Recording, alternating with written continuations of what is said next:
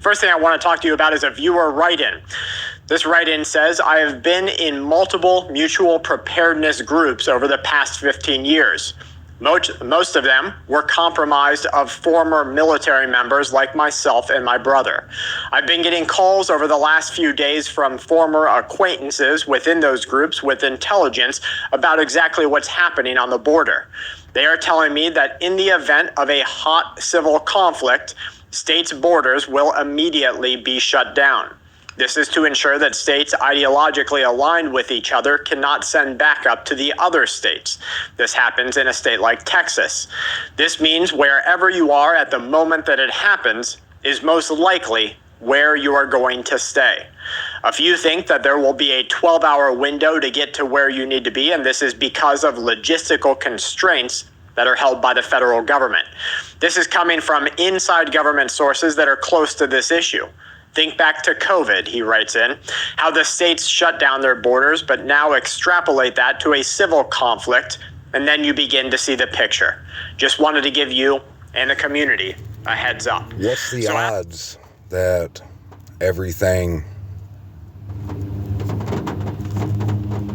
we've seen, everything we see going on is just like we seen how it was going to go down? It's going down according to plan. What's the odds? What's the odds that all these movies they are titled, they're about the same thing. Look at the title of Spider-Man 4 that's coming out. New Home. Lost Kingdom. They're all saying the same thing. And they're all about the same thing. They're about the return. 24 is about, it's the year of the return. And they all know this. The enemy knows this. And what's a shame is that the typical believer, quote unquote, has no idea. They know something's coming, but they haven't been at the pitcher's mound. There's no coincidence that today was the day they decided to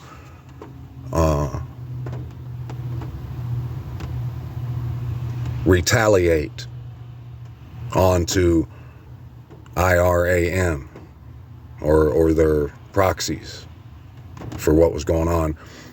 Today's the 33rd day of the year, and it's 2/2, February 2nd. And what was the place that started that little deal? Tower 22. That's the name of it. It was Tower 22. Yeah. And I seen yesterday, I think it was yesterday, yeah, Democracy Now! Put out a video and an article that said 144,000 buildings have been smashed. The exact number, 144,000. And go check that out and notice the state, the first state name you hear when you watch that, and pay attention to what it's saying. I'm not going to play it on here because it seems a little sus, but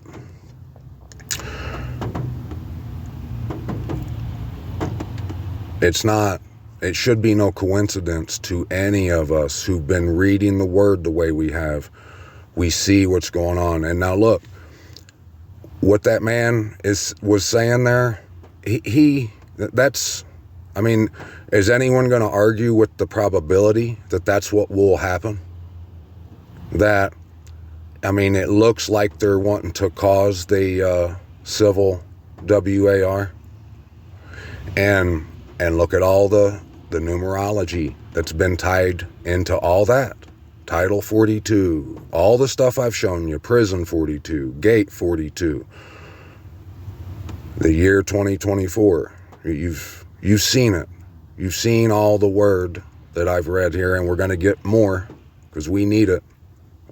Abba knows anyone that's not within them borders right now needs it, and they need any kind of an encouragement they can get to come to their new home, their throne. If that's true, you know, I mean, if that happens, that they start what looks like the civil WAR, it would be worse, stricter lockdowns than what was before, you know. They could shut all the major highways down in no time. That's nothing. That's nothing. You know, when back in 2020, when right around that time when all that was kicking off and everyone was like on heightened alert, I had to drive from the top of Wisconsin to the bottom of it to pick up a trailer and an equipment trailer. And there was the whole way there was sirens going off, and there was all kinds of like EMS people, firefighters, and every town I went through, like it just seemed like there was a lot going on. And I went by a Air Force base, and they were, as I was going by there, like F-13s or whatever they were shooting like rockets, like one after the other, you know, and it was already just a tense ordeal. But when I got the trailer and headed back, by the time I was like 3 hours out, it was dark, and I was on an old 4-lane. It wasn't an interstate, but an old 4-lane, way up in the middle of the woods, pulling this trailer by myself at night. And a cop car and an ambulance came flying down the other side towards me with their lights and sirens on. And they went past me. And I had just passed a median like a mile back. They went back to that median and turned around and come flying past me that way, going the same direction I was. They went up to the next median, busted a U-ey again, and came flying back past me with their sirens on. And I'm not kidding you, they must have did that 10 times at least, all the way up through there. I was, you talk about, man, it was nuts. It was the craziest thing I ever seen. And that was up there in the middle of nowhere, and just 2 vehicles. You know what they have the capability of. They could shut these roads down. And would it surprise you if that's what happens right before the end? You know, the word and myself, I've been repeating what the word's been saying. It's been telling us that there will come a time when the door is shut, and you won't be able to enter in then. And, you know, that if this is, you have to understand this, that if this is the time of our threshing, I mean, if ever there was a time for you to do what the word tells you to do, wouldn't you think it would be, especially in the end, like you need to be on guard, especially right now in these times? I think you would agree with that. Well, since you would agree with that, don't you think that if the goal is to enter into the kingdom of the Most High, Abba Yahuwah, the Most High of Abraham, Isaac, and Jacob, the father of our Messiah, Yahusha, the Messiah, if ever there was a time to obey him and follow him, it would be now. And if we want to be a part of that kingdom, that reward, don't you think we ought to concern ourselves with that kingdom? With its name, with its location, understanding that it's real. You see, the problem is today with the believers, they don't think that it's going to get real. And it's about to get real. And when it gets real, if you ain't been ready for it, you're going to be thrown into shock. You're not going to be able to handle it. You're not going to be able to react like a damn ninja and, you know, and outmaneuver whatever you'd have to face then to get to where you're going. It's not going to be, it probably won't be possible for you. But right now you should understand that there's a bit of a window that we're in right now. And you've had time. And just think about this. I've been talking about this place so much, but I just want to throw a few other fun facts out there for you. Something for you to think about. If that does happen, the CV thing. I've talked about this before on here. Like, this state is going to be the best place in the world to be. And that's no joke, because let me tell you, name me a state out of all the states. Name me one state that the entire state is ran by Christians. And I mean like stickler Christians that don't come outside unless their shirt's tucked in. Those kind of Christians. And look, there's no gambling here. There's no bars. There's no carrying on. None of that. There's no lottery tickets. You can't, the liquor, all there is state-run liquor stores, and there's like 10 of them in the whole state, and that's it. And to get liquor, like, it's a deal. It's not like any other place. Name one state that's like that you know. I don't know any.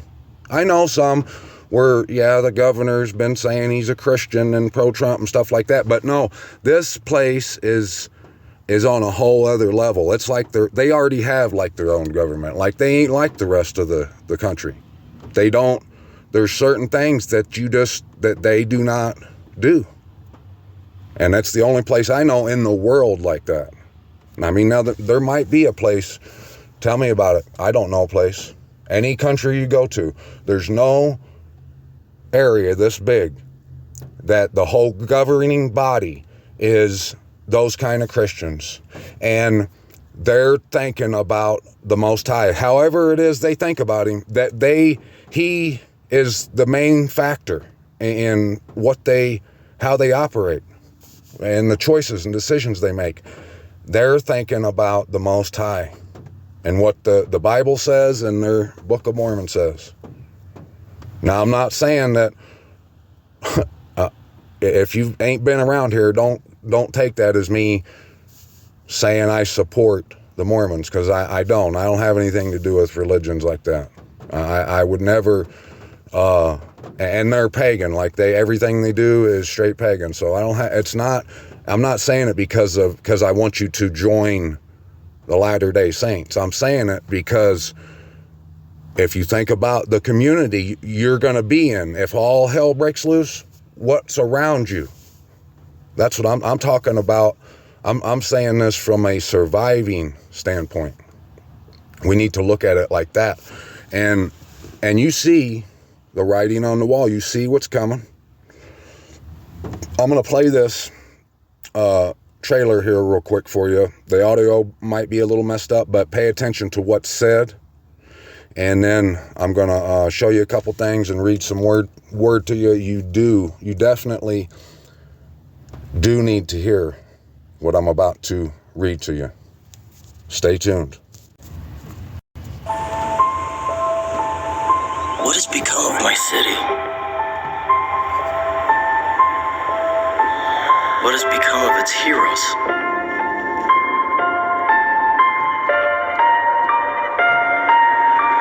So you find yourself trying to remember the things that made you happy.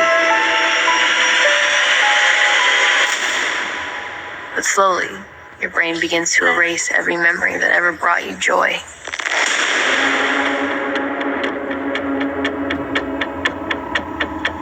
When will people wake up and realize that everywhere Spider-Man goes, chaos and calamity ensue? Everything Spider-Man touches comes to ruin. You have power. And with great power, there must also come great responsibility. Sometimes I feel like I've already seen everything that's gonna happen. And it It's a nightmare. That's how it starts. The fever, the rage, the feeling of powerlessness. What is this? The turns, good man. I have this noise in my ears. Cruel.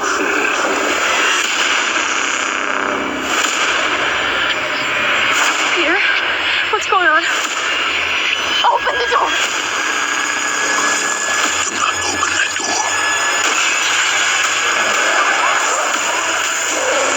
We're all asking the same question. How could someone promise to keep us safe, to protect us against any threat,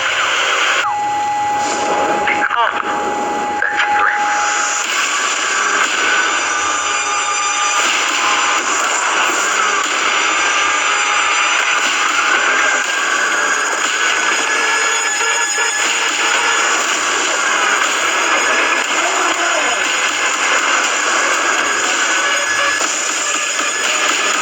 You're going to watch her die.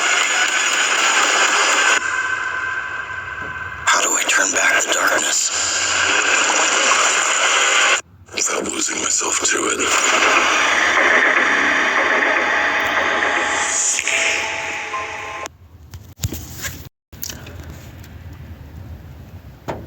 Now, look, at this point, any of my listeners who've been around and you've heard, you know, the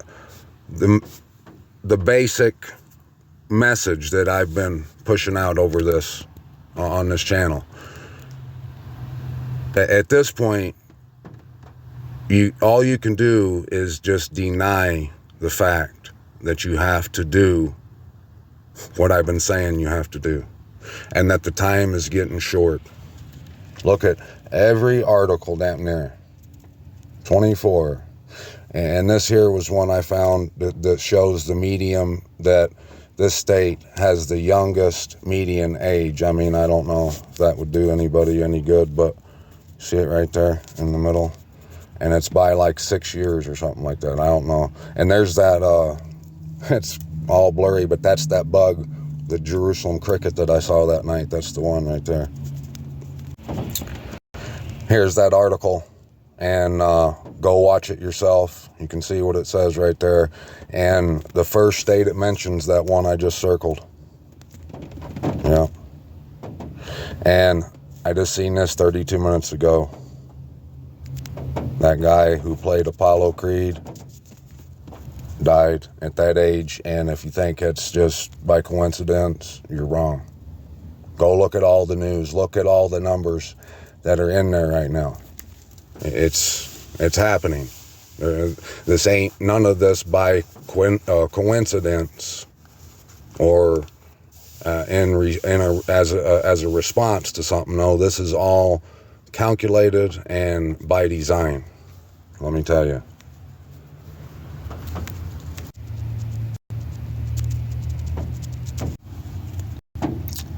Here's the verse of the day, Matthew 18, verse 12, and I think it's a perfect verse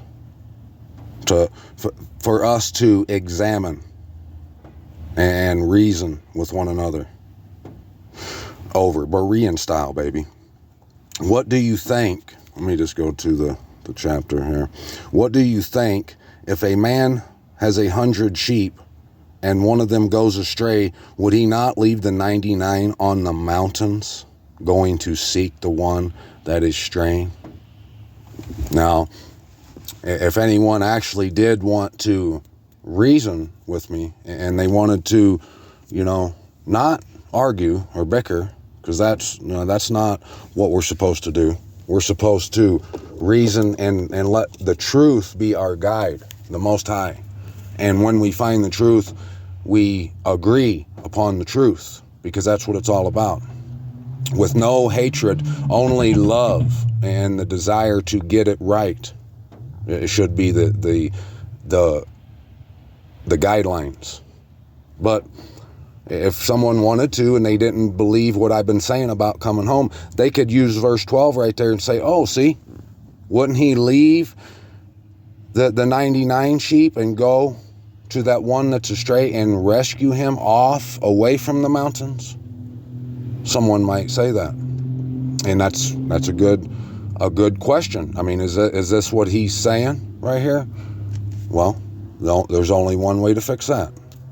Context, baby. At that time, the taught ones came to Yahusha, saying, "Who then is greatest in the reign of the heavens?" And Yahusha called a little child to him, set him in their midst, and said, "Truly I say to you, unless you turn and become as little children, you shall by no means enter into the reign of the heavens." Now let's think about this. You know, there ain't a lot of thought goes into this when it's discussed or read in congregations, as far as I can tell.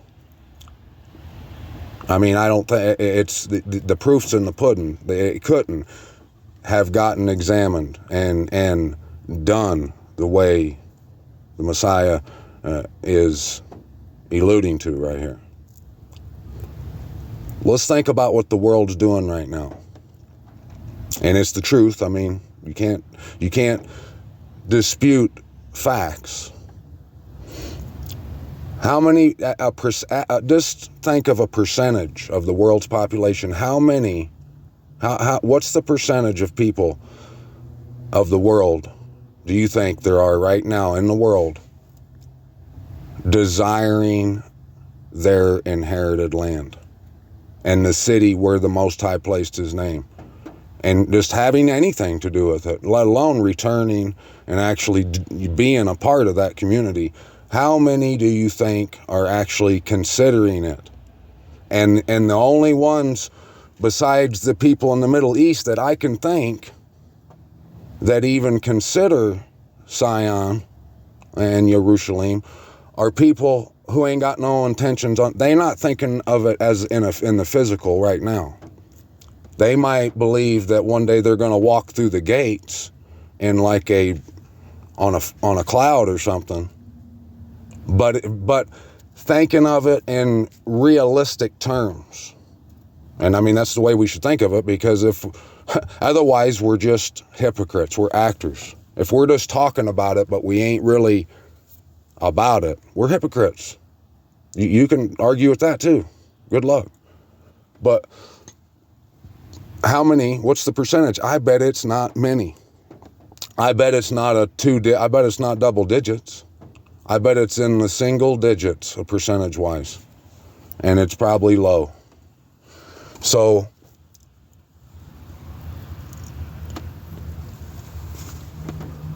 how many people, out of all those people, if they heard the good news about the rain, and how many would be like a child to even pick that idea up, to examine it, Berean style, to even think about it? How many? And let's think about what is stopping them. The average married man, father, taking care of business, that's the first thing that's going to cross his mind, is his job or his business and the bills and the wife. So he's not a little child. If you told a little child that, they're not thinking about their job or the business. No, they if they hear that, more than likely they're going to say, "What? Oh, really? I want to see." And that's childlike. That's the childlike faith the Messiah talks about. Like Abraham. Abraham they left Ur and went and didn't have a clue where they were going. Moses, all of them done the same thing. And what's sad is right now the world, it could care less about Jerusalem. The overwhelming majority of people. And what's sad is the believers, especially.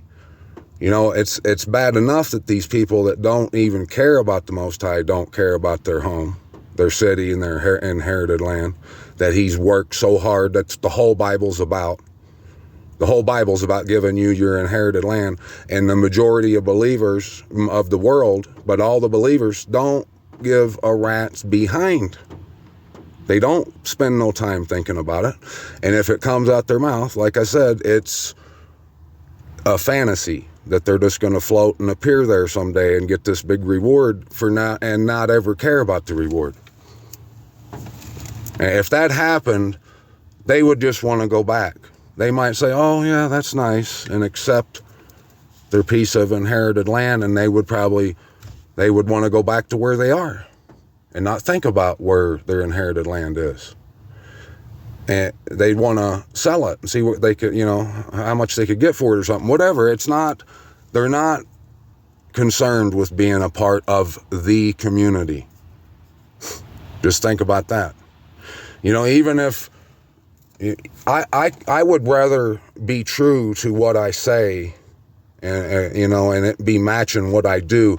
If I didn't care, if I realized that I ain't spent any time concerning myself with Jerusalem and my inheritance, I would just rather just put it out there that that's how I feel versus acting like it ain't. The proof's in the pudding. That's what I'm saying. This word it's exposing everyone right now. It's slicing and it's dicing. And there's no escape. You can't escape it. Truly, I say to you, unless you turn and become as little children, you shall by no means enter into the reign of the heavens. You ain't gonna. Because how many people are they're going to deny the reign for what they think is most important. They're going to deny it and do what they feel is best. Whoever then humbles himself as this little child is the greatest in the reign of the heavens. And whoever receives one little child like this in my name receives me. Now, what do you think that means? You think he's talking about a little child? No, he's talking about someone who would be like that little child. If you receive him in, who is he? He's the truth, the way, the word, the life. You receive him in truth, receives the Most High, the truth, or the Messiah, the Messiah, the truth. But whoever causes one of these little ones who believes in me to stumble, it is better for him that a millstone be hung around his neck and that he be drowned in the depth of the sea. And don't forget, daily reminder, all words are always all the way necessary. None of it's random. Woe to the world because of stumbling blocks. That's why. That's why when he said millstone, because that is related to the threshing, the separation of the wheat and the chaff. It's not a coincidence that he went right to talking about stumbling blocks, because it's the biggest stumbling block right now. The place where the world believes the Most High placed his name. That's the threshing, the stumbling block, and it's threshing. For it is necessary that stumbling blocks come, but woe to that man by whom the stumbling block comes. It's necessary. It's a threshing. The Most High said that Babylon is a cup or a tool for threshing in the time of her end. However he said it. And if your hand or foot causes you to stumble, cut it off and throw it away from you. And this is so big. I couldn't believe, I can believe it because he's got all the right moves, but I just couldn't believe that I missed this before, this aspect of what we're about to read and what we're reading. How amazing it is, and how it's the Most High slapping your desk saying, pay attention. Because everything he's been telling us, this is going to just kick that, pound that nail even further in. It's going to confirm it all the more, what you got to do. If your hand or your foot causes you to stumble, cut it off and throw it away. It is better for you to enter into life lame or crippled rather than having 2 hands or 2 feet to be thrown into the everlasting fire. Whatever's stopping you, whatever it is, you have to throw it away. You have to be willing to disregard completely the work of your hands. Anything you've made and built with your fingers, whether you poured out your whole life's blood, sweat, and tears into that place, even more so. If that's the case, you need to walk away from that even more, because we're talking about the reign, the kingdom, and your place or whatever it is that you've worked so hard to build. It's not coming. It's not a part of the reign. You don't get to bring it. No possessions. This isn't about anything material that we possess. And it's not about any other relationships that we have. If we ain't willing to lay it all on the line and go all in for the Most High and His reign, we're not coming to the reign. Plain and simple. Right now is the time that you need to concern yourself with the reign and learn what it is. It's constitution. It's Torah. It's boundaries. That should be all anyone should be concerned with right now. But instead, they're days, just like I pet goat too. That goat, he's got those them swirls in his eyes because he's hypnotized. That's what the world is under right now. That's why in that movie Spider-Man, if you notice, the venom, the bad part of him that takes over is black and white.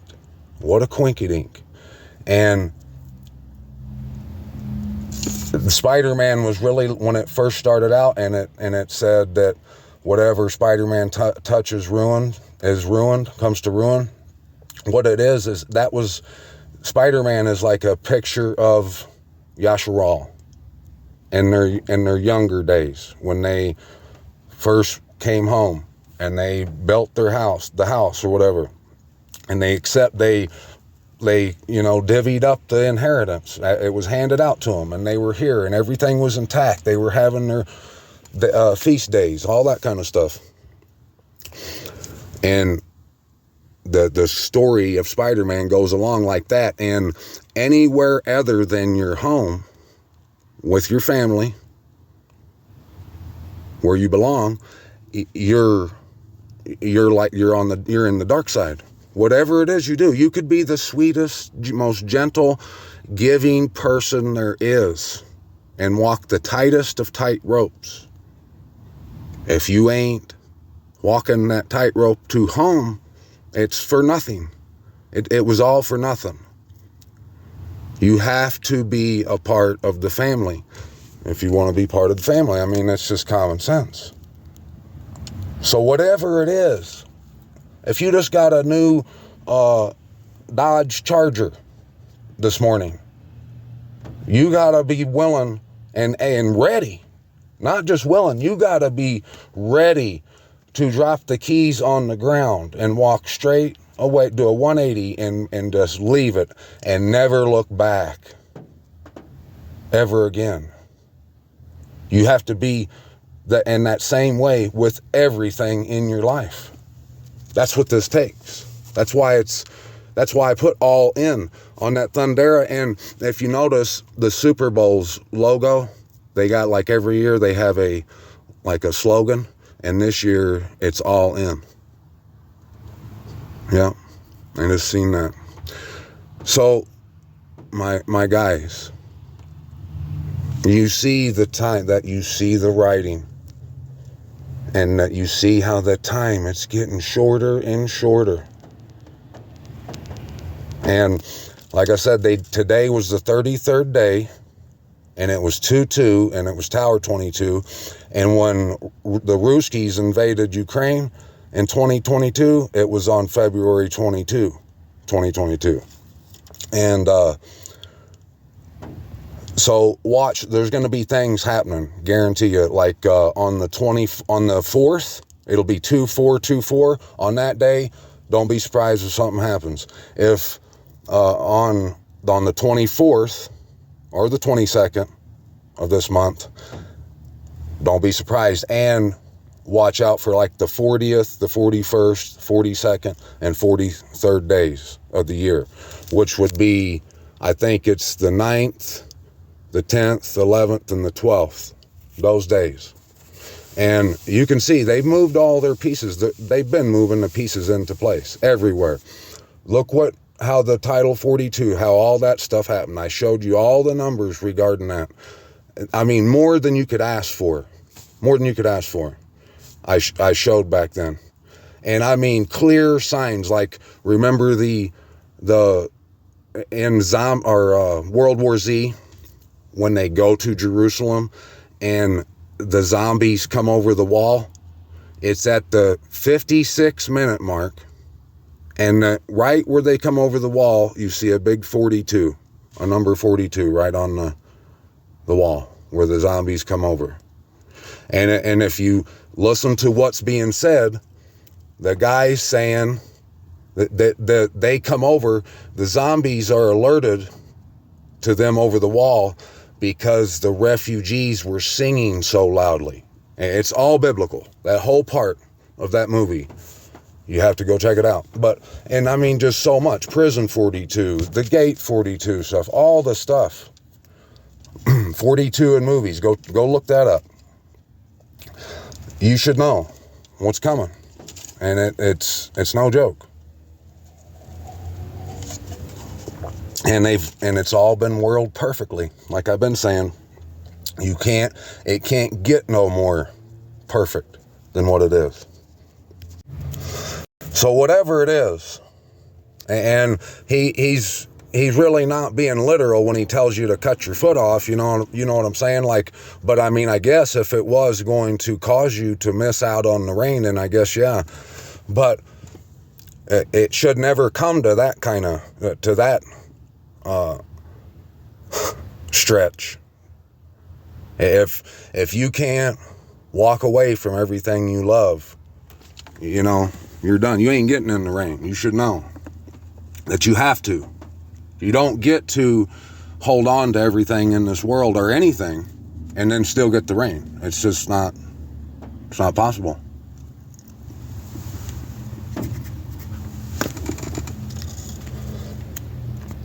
And if your eyes cause you to stumble, pluck it out and throw it away from you. It is better for you to enter into life with one eye rather than having two eyes to be thrown into the fire of Gehenna. That's wink, wink right there. Whatever it is you see, do you see Jerusalem, the place where he placed his name, as marvelous? Do you adore thinking about it and see it that way? And see the humiliation of it disgusting? What is it that you see? What spends the most time there as the apple of your eye? What are you not willing to let go of to get this reign, this kingdom, this everlasting kingdom? You have to be willing to let go of all. You have to let go of all of it. And right now. See that you do not despise one of these little ones, for I say to you that in the heavens their messengers always see the face of my Father who is in the heavens. For the Son of Adam has come to save what was lost. What was lost? What do you think? If a man has 100 sheep and one of them goes astray, would he not leave the 99 on the mountains going to seek the one that is straying? And like I said at the beginning of this, anyone could say, see, you don't have to come physically to the borders of Jerusalem like the eye of a storm to be saved. Someone could say that by what we just read in verse 12. But let me remind you of the last word right there. Straying. Where is he trying to get the sheep back to? Into the flock, where it belongs. And just anywhere out in the world isn't where the flock belongs. Not just anywhere in the world is the place where the Most High placed his name and his throne. And not just any place in the world is where our inheritance is going to be given to us. The land flowing with milk and honey. So anyone straying, yes, the Most High, he's been out there looking for you, trying to bring you back home this whole time.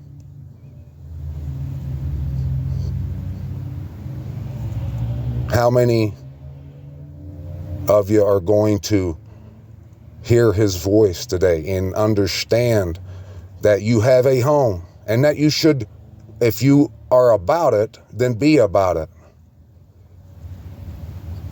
and go all in? If not, then if you're not going to be about it, I mean, like I said, I can only speak for myself. I would rather just let it be known that that's how I feel, rather than to pretend like I'm 144 whatever, but not care about the city, the place, all that stuff.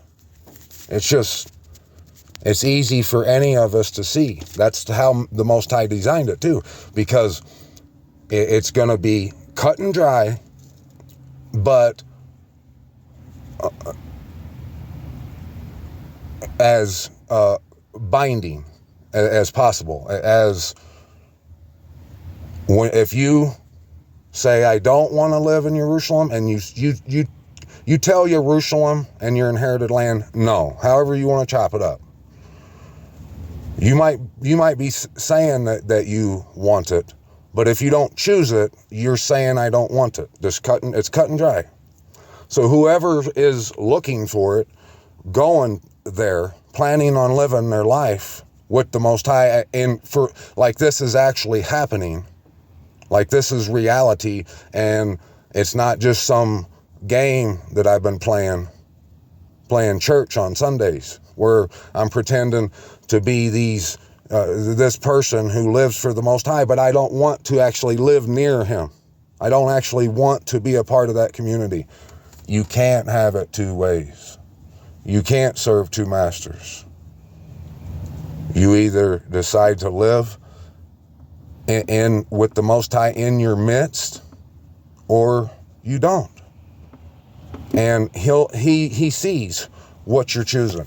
He knows what if you've chose him in his throne or not.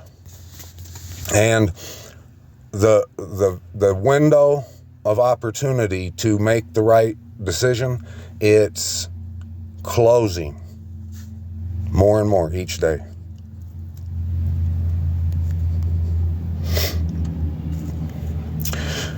Going to seek the one that is straying, and if he should find it, truly I say to you, he rejoices more over that sheep than over the 99 that did not go astray. So this is another thing too. The world has a hard time believing any message if they don't like who it's coming from.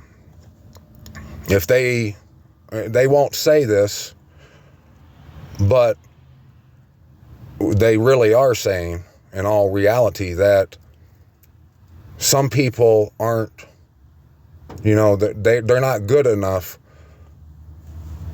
for them to believe. Like they look at someone's past and judge, their outward appearance on whether or not they're credible, so they would say, to have some truth like this.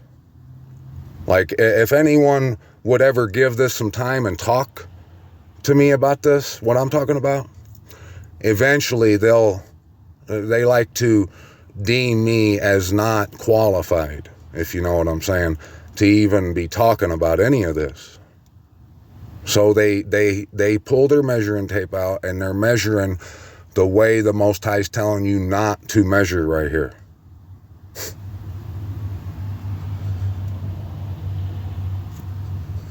It doesn't matter what we've done or who we are. It doesn't matter. If he finds us when we're out here astray and he's able to bring us home, what you done before or how you're packaged right now has nothing to do with it.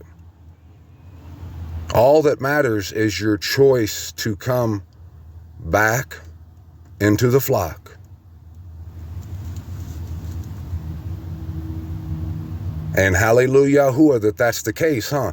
Because if not, if we all were risking our lives on how we're going to be measured, we're all in pretty bad shape, aren't we?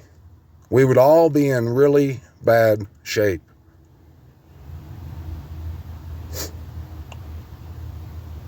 All you have to do is come home. It's beautiful. Thus, it is not the desire of your Father who is in the heavens that one of these little ones should be lost. And if your brother sins against you, go and convict him between you and him alone. If he hears you, you have gained your brother. But if he does not hear, take with you one or two more, that by the mouth of 2 or 3 witnesses, every word might be established. Every word might be established. Could you imagine if there was 2 or 3 of you with me and we were 3 deep sharing this message, this truth? How much, how established it would be even more?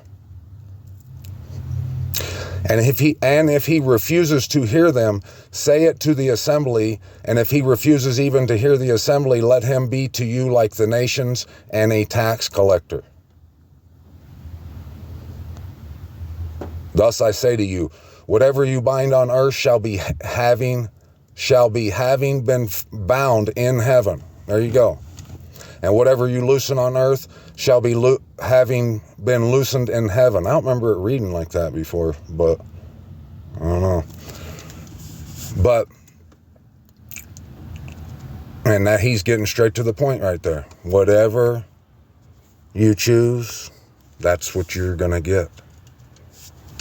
If you choose the world and anything to do with it, if you choose anyone, if you choose your children, that's just how it is.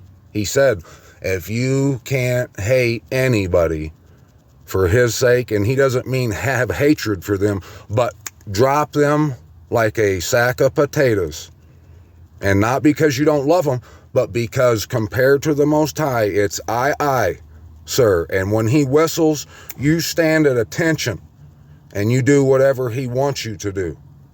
That's what he's talking about. And if you, whatever there is, if there's anything that you would not do that to in order to choose the Most High, you aren't choosing the Most High. You've chose that. And that's the bed you will sleep in. Again, I say to you that if 2 of you agree on earth concerning any matter that they ask, it shall be done for them by my Father in the heavens. And that's another thing too. If we're 144 and we say we're the Mishpachah, Yasharal, and we're a family and we love our brothers and sisters, we should be shouting from the mountaintops this message about returning home and sparking critical thought of wow, we do have an inherited land and we should be concerned. We should concern ourselves with it and not be like Esau, but be like Jacob and plan on living with the Most High for eternity with him in our midst. This is something we should be given thought to. And just imagine how what kind of ability we have right now to draw lost sheep that are astray back to the Father and to the fold.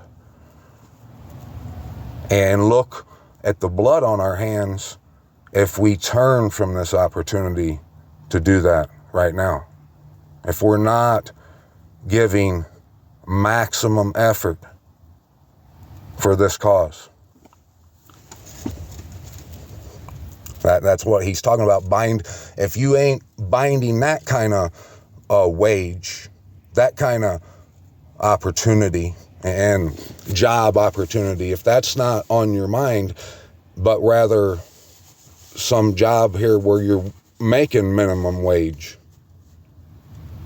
and you're kissing rear end to climb the corporate ladder, whatever it is, if you choose that over working for the Most High in His kingdom and actually concern yourself with coming home and being a part of it, you're not gonna live. You don't get, the Most High tells you, you have to. The Messiah tells you. For where 2 or 3 are gathered together in my name, there I am in their midst. The truth, the word. Then Kepha came to him and said, Master, how often shall my brother sin against me, and I forgive him? Up to 7 times? Yahusha said to him, I do not say to you up to 7 times, but to 77, 70 times 7. Because of this, the reign of the heavens is like a certain man, a sovereign who wished to settle accounts with his servants. And when he had begun to settle, one was brought to him who owed him 10,000 talents. But as he was unable to pay, his master commanded that he be sold with his wife and children and all that he had, and payment to be made. Then the servant fell down before him, saying, Master, have patience with me, and I shall pay you all. And the master of that servant was moved with compassion, released him, and forgave him the debt. And that servant went out and found one of his fellow servants who owed him 100 denarii. And he laid hands on him, took him by the throat, saying, Pay me what you owe. Then his fellow servant fell down at his feet and begged him, saying, Have patience with me, and I shall pay you all. But he would not, and went and threw him into prison till he should pay the debt.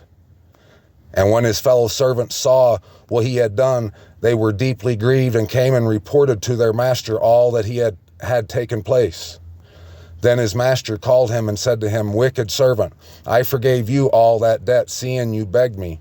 Should you not also have had compassion on your fellow servant, as I also had compassion on you? And his master was wroth and delivered him to the torturers until he should pay all that was due to him. So also my heavenly Father shall do to you if each of you from his heart does not forgive his brother his trespass. And forgiving a brother your trespass could be the same as if you're judging a book by its cover, and you don't think the truth could come from a certain brother or sister because of what you think about them. That's like holding, a debt against that person. It's no different. You're not willing to forgive anyone for anything they have done in the past. You're not willing to have understanding that we're all man and that we all fall short. And there's things that we've done that we shouldn't have done. And we're capable of stumbling at any time. And it happens every day. But that if we can't look past that, have understanding to not condemn a person for any shortcoming they may have, if we can't overcome the desire to condemn someone and judge a book by its cover, it might as well be it is unforgiveness, however you look at it.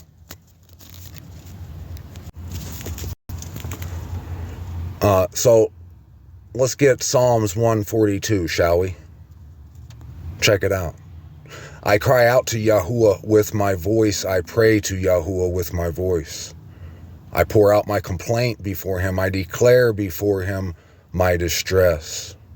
When my spirit grew faint within me, then you know my path. In the way in which I walk, they have hidden a trap for me. It was a trap. Look to the right hand and see, and no one is concerned for me. No refugee remains to me. No one inquires after my being. You know who's speaking right there? Yerushalayim. I cried out to you, O Yahuwah. I said, you are my refuge, my portion in the land of the living.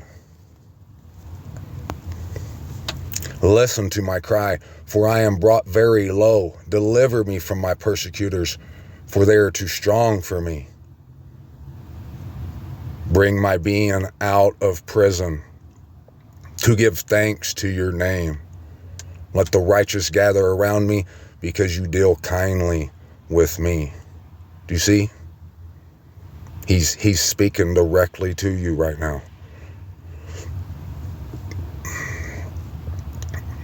The place where the Most High set his name, if you come there when you're told to, when he'd like to see you, you know, he's the king, he's the boss. He don't make special trips to come see you on the days you're supposed to come see him. He's the king. Come bow yourself to him and bow yourself to him in the place he placed his name. And if you have no concern whatsoever about that place, and you laugh and snicker at the thought of having to come bow yourself before the throne, bye-bye to you. It's sad, but it's true. But that's just, you can kiss your ass goodbye. And like I said, I take no joy in saying that. I'm hoping that you don't want to kiss your ass goodbye and that you come home. The only way you can be delivered from your persecutors, they're too strong for you. The only way to be delivered is to come to your deliverance.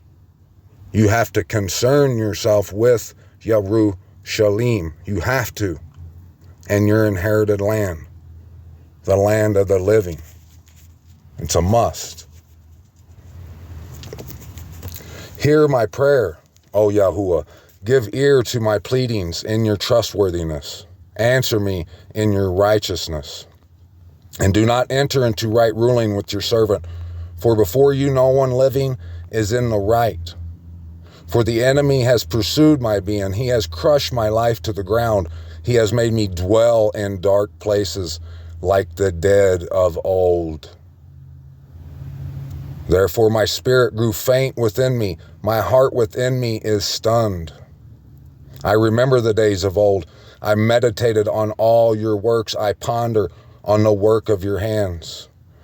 I have spread out my hands to you. My being is like a thirsty land for you. Salah. Hasten, answer me, O Yahuwah. My spirit fails. Do not hide your face from me, lest I be like those going down into the pit. Let me hear your loving commitment in the morning, for in you I have put my trust. Let me know the way in which I should walk, for I have lifted up my being to you. Deliver me from my enemies, O Yahuwah. I take refuge in you. Teach me to do your good pleasure, for you are my mighty Most High. Let your good spirit lead me in the land of straightness. For the sake of your name, O Yahuwah, revive me. And your righteousness, bring my being out of distress. And in your loving commitment, cut off my enemies and destroy all the adversaries of my life, for I am your servant. And remember, the distress is the darkness. It's the keeping you back from your inheritance and your throne. And one way or the other, however you slice it and dice it, one way or the other, it's kept you from your true purpose. And it all has to do with the land, the place, the throne, actual throne in reality, not in some fantasy. Blessed be Yahuwah, my rock, who is teaching my hands for fighting, my fingers for battle. My loving commitment and my stronghold, my tower and my deliverer, my shield, and in whom I take refuge, who is subduing peoples under me. Yahuwah, what is man that you should know him? Son of man that you should think of him? Man is like a breath, his days like a passing shadow. Incline your heavens, O Yahuwah, and come down, touch the mountains that they smoke. Send forth lightning and scatter them. Send forth your arrows and confuse them. Send forth your hand from above, rescue me and deliver me out of great waters, from the hand of foreigners, whose mouth has spoken falsehood and whose right hand is a right hand of lies. That's letting you know he's talking about Christians, Christianity, all of it. Anyone who's used the Messiah against the people and led them astray with it. Those people. The Most High, oh my mighty Most High, a new song I sing to you. On a harp of 10 strings I sing praises to you. Who gives deliverance to sovereigns? Who rescues David, his servant, from the evil sword? Rescue me and deliver me from the hand of foreigners, whose mouth has spoken falsehood and whose right hand is a right hand of lies. Because your sons are like plants grown up in their youth, our daughters like hewn stones, polished like a palace building. Let our storehouses be filled, supplying all kinds. Let our sheep bring forth thousands and 10,000s in our fields. Our cattle well laden, no breaking in, no going out, and no crying in our streets. Blessed are the people who have it so. Blessed are the people whose mighty Most High is Yahuwah, the Most High, our wonderful Creator, our righteousness. Blessed is those who's on their face, giving all praise, all honor, all glory, and all esteem to the mighty Yahuwah, our mighty Most High.